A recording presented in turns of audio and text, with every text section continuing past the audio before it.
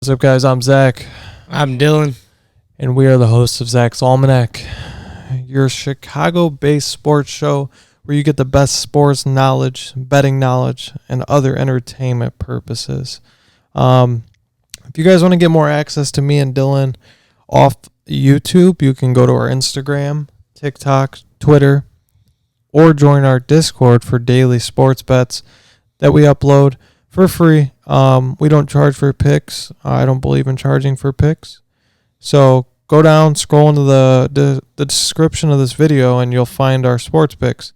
Before we get into this episode is sponsored by Riz Pharma. Go to www.rizpharma.com and sign up to get your daily medication at a monthly fee, making it much more affordable. Riz Pharma is a head partner with the UFC. Follow Riz Pharma on all social media platforms at Riz Pharma. They help us produce this show. They make this show possible. So without them, this show wouldn't really be possible. They believe in us the same way that we believe in them. And I'm very happy to be doing business with them. We're going to be getting to the NBA playoffs, draft recap, MLB current situations, and some other stuff. But smash that like button, smash the subscribe button, share this with your friends before we get in this episode. Do us a favor, and that's that favor. That helps us grow. It helps us continue to make episodes, and it gives us the desire to continue to make episodes. Dillon, your Bears got a solid quarterback now, and added a little bit of depth to the wide receiver side of things. Very powerful offense heading into this year. And what do you predict their record to be? I think the Bears go 11-6 or 12-5. I think they got the guys. Keenan Allen being the number 2 wide receiver, which we didn't have a number 2 wide receiver. And we got a 2A wide receiver in Rome Odunze. We also got a great steal in the third round of the lineman from Yale. I don't know how to say his name, but dude looks like a beast. Definitely some help on the O-line for us that we truly needed. And we got a deep ball quarterback that can throw the ball downfield and won't be scared to throw the ball downfield. As per Justin Fields was very low throwing the ball down the field. Yeah, he had that hesitation. He would kind of just like think about it for too long, end up either getting sacked or scrambling and definitely losing yardage, but trying to make a play when he had the shot to take a chance downfield. So definitely some upside in the Bears' future. Caleb Williams is an excellent football player. I know people are going to trash him offline and online and compare him to other things, and I don't like it. I'm a Notre Dame fan, but at the end of the day, seeing a USC quarterback get drafted by the Bears, knowing how good of a football player he is and the potential he has to make the Bears a playoff contender, I don't see a problem with it. I'm looking forward to watching the Bears, even though I'm a Colts fan. So I wasn't too impressed with our draft. I think we could have did better at the 14th spot. Really wasn't happy with our pick at Liatu Leitu out of UCLA. Coming off a neck injury, that's really rough to pick someone coming in the first round like that. You could have utilized, maybe even trade back. I don't think many people are high on him as a pick for the first round, so could have got some more use out of that 14th spot. I did like the pick of Adion Mitchell, so very talented wide receiver out of Texas. And I think another team that are in prime position to make a push is the Raiders. I talked about it before. You got the pick of Christian Wilkins at D tackle, and then obviously the end of Max Crosby putting pressure on the quarterback. You got the wide receiver talent of Devontae Adams, Jacoby Myers, and a dual threat tight end system at Brock Bowers and Michael Mayer. Zamir White at running back. So just if they want to ride with Gardner, go ahead. I think you could upgrade that position a little bit better. I think they have Aiden O'Connell too. He's not that great. So you gotta You got to put a good quarterback in that system because you have the opportunity to win. And they're in the AFC West, so that is a stacked division. But if they get the right guy, I think it's very doable. And I think they can knock the Chiefs off of that first place spot, and then the Chiefs will be in the wild card position. Nonetheless, I do think the Raiders can make the wild card.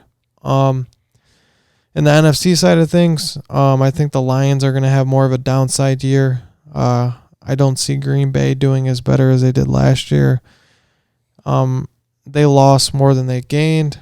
I think the Bears are in prime position to start taking over the NFC North.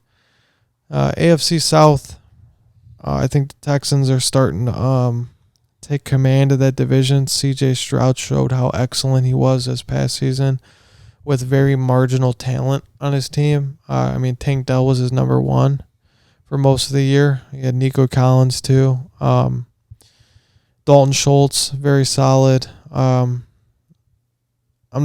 can't remember off the top of my head who they picked up at the wide receiver position from the draft. Dillon, they got Stephon Diggs from the Bills. Oh my God, yeah, I forgot about that. I can't believe that happened. I think Diggs is towards the end of his career, but he's still very good. So they got about 1 to 2 seasons left to use him. So that's going to be a downfield just problem for a lot of teams. So they got who did they pick up from Alabama in the draft last year? I think they picked them 5. Who are you talking about? The Texans. 5th pick? Linebacker out of Alabama. I think the Texans continue to build their defense, and their offense is going to go ahead and do what they're going to do anyway. I think they're going to be great. So once they put more pieces around that defense, they'll be in position to make a push for the championship. Does it say? Let's see. I know they got a solid linebacker in the draft. Oh, they got Will Anderson. Yeah, Will Anderson. He was the 3rd pick. Yeah, he was fucking phenomenal last year. So yeah, that's a lot of upside for the AFC South. NFC teams that I think stand out next year. The 49ers are going to be solid, of course. I think the Rams are going to be a lot better than the past couple of years with the healthy team, having Puka on their team now with the healthy Cooper Kupp. They have a guy like Kyron Williams in the backfield, and then adding Blake Corum into the mix. So you got that dual back system of 2 elite backs. You got speed and agility in your backfield. So yeah, a lot to look forward for the NFL side of things. I'm very excited for next season football. It's going to be epic on this show as well. You got a Bears fan, you got a Colts fan. So you got NFC, AFC. We got knowledge to both sides of things. And football is just fun, man. College and NFL. NBA playoffs so far. Dillon, got any insight on what you think? Well, OKC right now is on fire. The Pelicans cannot stop them. You got Denver pretty much demanding everything the Lakers have. The Lakers just took one, but I think it ends really quickly. I think those two will be in the Western Conference Finals. If it's not them two, it will be Minnesota and OKC. Minnesota's dominating right now. I think the only team in the East that has a shot to win the finals is Boston with what's going on right now with all the injuries in the East. There's a lot. Dame out, Giannis out. You got Joel beat up. You got Kawhi beat up in the West. Just a lot of injuries this year, and the NBA playoffs aren't hitting right for me right now. I just don't think it's been competitive enough for it being the NBA. Yeah, I mean, you got Cleveland and Orlando at a 2-2 series. Like, all the games have been blowouts. All home team wins. It's super weird. I can't get a read on that series. I think Cleveland might have the edge, just by a very thin margin. OKC obviously up 3-0. They look phenomenal. So their biggest challenge will be facing Denver. And all it takes is one guy to go down or them to get into a slump of shooting. And OKC has a wider depth of a bench. So, yeah. And then Denver's obviously going back to Denver, up 3-1 on LA. Could have closed out tonight. Just Lakers couldn't really miss. I just almost get fucking hit by an F5 tornado over here. Miami stole a game from Boston, and then Boston came out and put their dick in their face, won by 20 tonight. So yeah, Boston's inconsistency is still there, losing to a Heat team that's not that great. For tomorrow's games, well, today technically, you got New York against Philly, Clippers versus Dallas, Milwaukee versus Indiana, Phoenix versus Minnesota. Indiana is going to win that series. No Dame, no Giannis, just a total meltdown and a waste of a year going to pick up Dame. Philly is likely to win tomorrow. Dallas can very well bury the Clippers if they win tomorrow. Phoenix is cooked. Anthony Edwards is just balling out of control. And looks like reincarnation of fucking Michael Jordan. I hate comparing it to him, but dude, he's playing incredible. Our Cubs are playing well, so that's good. White Sox are playing like dog shit, so that's also good. Poverty franchise. 200 fans in the building. Dollar tickets, still can't fill a stadium. Dollar glizzies, dollar beers, dollar queers. Hello, brother. Pressure makes diamonds. Yeah, no. The White Sox are fucked. I really think they're going to have to sell at some point. That's how bad they are. I think our AAA team beats the fucking White Sox. Probably. Yeah, I mean, another thing, too, is like we're trying to put together this event for you guys where it's a live stream. I'm not going to give you guys details of what it is, but it's really just the organization factor of things where setting up cameras for a long period of time and organizing an event where we have to rent somewhere out. That's the biggest problem we're at right now, but it's going to be dope, and I can't wait to do that. If you were to pick someone to win the Stanley Cup, who would you go with? Because I'm looking at the odds right now on my phone, and you could possibly make some skin on these teams. I'm not a big hockey guy. I do enjoy watching it. I'm a big believer in the Blackhawks and their current rebuild situation. Obviously, Connor Bedard is a fucking beast, and he is everything people made him out to be.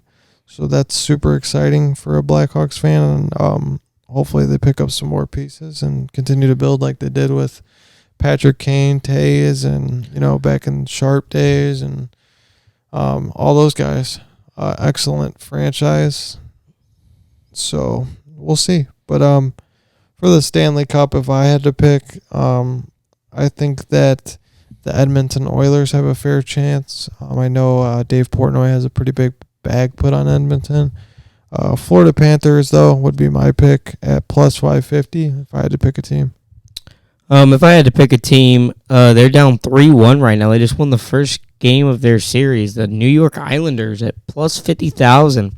$10 pays 5 G's. I don't watch hockey, and the only way I would watch hockey is if this got to the second round. And I'm not a hockey guy. I will watch hockey live. It's fun to watch, but on TV it's just too much moving around. Just like soccer, it's too much ball movement, not much going on. But when you're there and there's a bunch of hip checks into the wall or whatever, and you're up close and personal, it's a lot better to watch.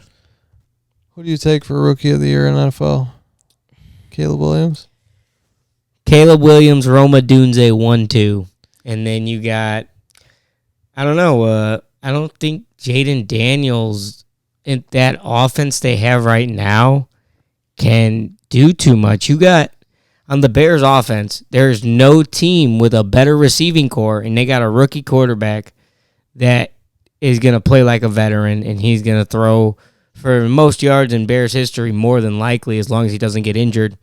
And then he's got 3 wide receiver, 1 capable receivers on his team, and a very good tight end that played really well the last 2 years with a very short into intermediate quarterback. And I think Cole Kmet can get a lot of looks just because all the other guys are going to be either double teamed or more looked at in that offense. They're going to smother those guys. And then DeAndre Swift out of the backfield, that's just insane. Sure hand catch. I look at it like this. I think Caleb Williams will probably end up winning it, but with the odds being at plus 1,000 for J.J. McCarthy, it's like you look at his offense too. He's got guys like Justin Jefferson, KJ Osborne, Alexander Madison.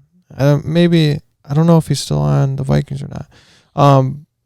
Anyhow, TJ Hawkinson, he's got Jordan Addison. The guy's names keep coming up. It's like, if he can get the ball to these guys, his numbers are going to be solid. And if he has a good, turnover margin where it's not too crazy on the interceptions or strip sack side of things, he's in a position to possibly win it too. The Vikings can very well be good. And if he comes out and plays well, he can have a chance. The odds right now, you only got Caleb Williams for plus 200, and Odunze is plus 2,200. So you think about it, I think the only 3 players with the shot are Caleb Williams, Marvin Harrison, and Rome Odunze of Caleb Williams. I mean, Caleb Williams is more than likely going to get it if he has a great year and Odunze has a great year because he's the one giving them the ball. But really, I think Harrison, I don't know, is Kyler Murray that guy for Arizona? I don't believe so. And there's no reason why Bo Nix should be anywhere near the top of this list. He's plus 1,600. Honestly, a sneaky pick would be Xavier Worthy because he's got the best quarterback in the NFL right now, and he will probably be the number 1 wide receiver. You got who knows how long Rashee Rice is going to be suspended for. And then you just got a bunch of, I'm here guys that are either fast or got hands. Not both. So I think Xavier Worthy is definitely a sneaky one at plus 1,600. Bucky Irving plus 15,000. $10 bet for me. Throw that in. Pays 1,500. Bucky Irving, AP NFL Offensive Rookie of the Year. $10 on that. We'll do Audric Estime out of Notre Dame. $10 on that. And then we'll do... Let's do Michael Penix plus 6,000. $10. Kirk Cousins gets hurt first game of the year, or he already has an injury. And that's why they drafted him. And they haven't come out with it and are embarrassed to say that they paid an injured quarterback $140 million. So who knows? Maybe he got hurt off the field. You don't know. And I think Michael Penix was drafted for a reason that none of us know because there's really no other explanation of that besides stupidity. And I'm not dogging Michael Penix because I think he's a great, solid quarterback. I don't think he's fucking Peyton Manning, but he's definitely a guy that can step in and get a job done. See, like my thing with Bo Nix and Michael Penix, if you're going to draft them, I think you need to be getting ready for them to be the starter now because they are older. Unlike Caleb Williams, J.J. McCarthy, etc., Drake May, they're younger. They have more time to develop. Caleb Williams obviously going to be the day 1 starter for the Bears. Drake May probably also the starter. Jaden Daniels more than likely will start. They might start Sam Howell for a couple games or whatever. But MVP, who you taking? I'm taking Anthony Richardson. Plus 3,000. Let me check these odds real quick for MVP. Anthony Richardson has the potential to be a demon. It's just whether or not he's going to be able to read a defense, transfer his athletic ability into a quarterback position in the NFL. See, like the only thing I don't like about MVP is it's 90% of the time a quarterback, so you're going to have to pick a quarterback. Caleb Williams is plus 7,500. You're fucking telling me that Caleb Williams has higher odds than Justin Fields to win the MVP? You're smoking something. You got to take. There's just so much value in picking Caleb Williams for MVP. Just even throw $10 on it, you can win $7,500 or $700 or $750. Justin Fields is plus 20,000. That's an error, brother. That's DraftKings. Well, DraftKings is smoking something. They got Justin Fields at plus 6,500. That is insane. He's not even going to start. Is that for Offensive Player of the Year? No, MVP. What the fuck? Why is it so different? Maybe that's a sneaky play where they know something FanDuel doesn't. Who knows? That's why. That's another lesson I'll teach you guys is look for value before you're betting. Like, dude, there's no reason Desmond Ridder should even have odds right now. Well, Desmond Ridder is the third string quarterback on the Atlanta Falcons. You guys got to realize, weigh out your options. You don't have to stick to one sports book. Yeah, you can look at multiple sports books. There's 5 of them that are very, very good. Until a sports book comes to us with a bag, I'm jumping all over the place. I'll be fucking ride or die for a sports book that gives us a bag. But until then, I'm getting the best juice I can out of a pick. Yeah, I think just from what I said about Caleb Williams, if you're going to take him for Offensive Rookie of the Year, I'd also sprinkle some on MVP. Should we bet on Chinese basketball right now? We got the Nagasaki versus Osaka. You got guys like Patrick Mahomes, obviously, and Joe Burrow. Josh Allen, I'm really not a fan of Josh Allen. He is a turnover-prone quarterback. Very forceful, too. He forces a lot of shit. He shouldn't, he's a great quarterback, but turning the ball over 20 times 25 times a season, that is not MVP worthy. I don't think Lamar Jackson has a good year again this year like he did last. Jordan Love at 1,200. What the fuck are they smoking? He had one good year. He didn't do that great. He did very good. It was his only year he started. That's the first year he started. There's no way he should be plus 1,200. He played great.